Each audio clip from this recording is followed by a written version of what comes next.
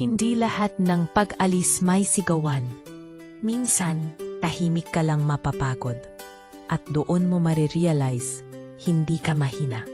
Kailangan mo lang umalis. Noong una, hindi ganito. Noong una, masaya ako.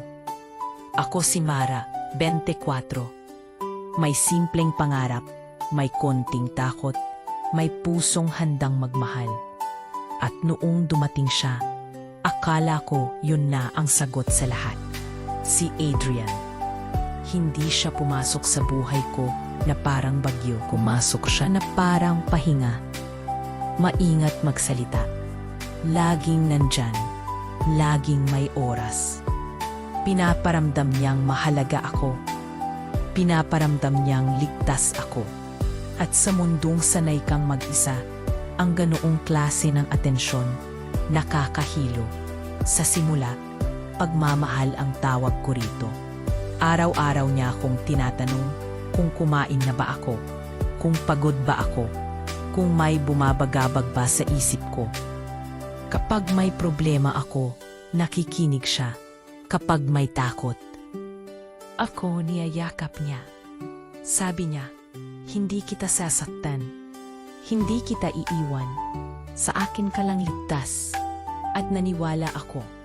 Hindi dahil mahina ako, kundi dahil tao ako. Hanggang sa unti-unting nagbago ang tono. Hindi biglaan. Hindi halata. Parang dahan-dahang paghigpit ng hawak sa kamay. Hindi masakit, pero hindi ka na rin makakawala. Nagsimula sa mga tanong. Sino yang kausap mo? Sino? Sino nga po? Bakit parang masaya ka kanina? Kailangan mo pa bang lumabas? Hindi niya sinabing bawal, pero ramdam kong may mali kapag ginagawa ko. Kapag may lakad ako, bigla siyang nagiging malamig. Kapag masaya ako nang wala siya, bigla siyang nagiging tahimik. At ang katahimikan niya, mas masakit pa sa sigaw. Hanggang sa unti-unting nagbago ang tono. Natuto akong lumalabas masyado. Hindi na ako nagkukwento. Pag may gusto akong gawin, iniisip ko muna kung magagalit ba siya, kung masasaktan ba siya, kung kasalanan ko ba. At sa bawat pag-adjust ko, unti-unti akong nawawala. Doon pumasok ang gaslighting. Kapag sinasabi kong nasasaktan ako, tatawa siya. Ang arte mo, ang sensitive mo. Hindi naman yan ang ibig kong sabihin. Kapag umiiyak ako, sasabihin niyang mali ang pagkakaintindi ko.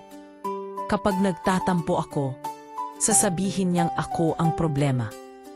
Hanggang sa dumating ang araw na hindi ko na alam kung alin ang totoo, ang nararamdaman ko o ang sinasabi niya.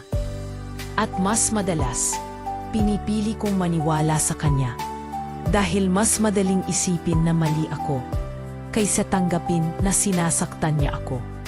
Hindi lahat ng abuso ay may pasa.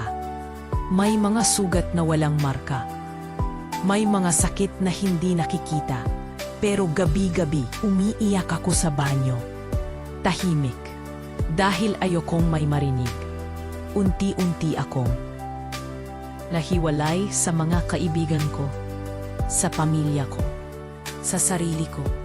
Kapag may nagtatanong kung okay lang ako, ngumiti lang ako. Okay lang. Kasi paano mo ipapaliwanag ang sakit na hindi mo rin maintindihan? Hanggang isang gabi, tahimik ang kwarto. Nakatayo ako sa harap ng salamin at may babaeng nakatingin sa akin na hindi ko kilala.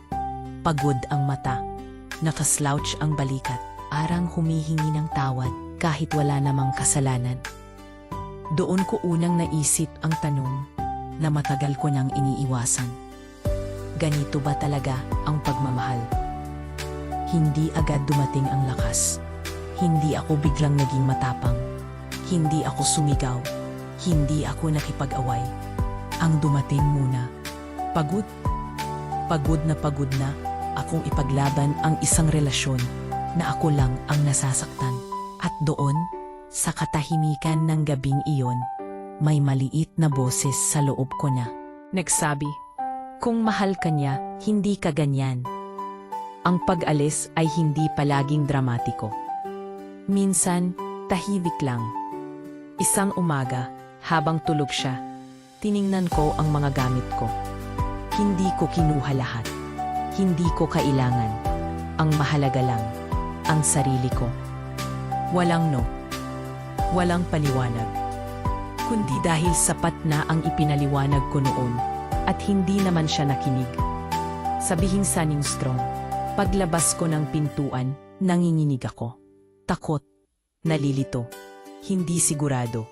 Pero sa unang pagkakataon, matapos ang mahabang panahon, nakahinga ako. At kung naririnig mo ito hanggang dulo, salamat sa pakikinig. Salamat sa pag-upo sa kwentong ito. Kung ikaw ay nasa gitna pa ng dilim, may umaga sa hinaharap mo. Kung ikaw ay kagagaling lang, dahan-dahan lang. At kung ikaw ay malayo na, ipagmalaki mo ang sarili mo. Dahil totoo ito, hindi ka mahina. Natuto ka lang umalis.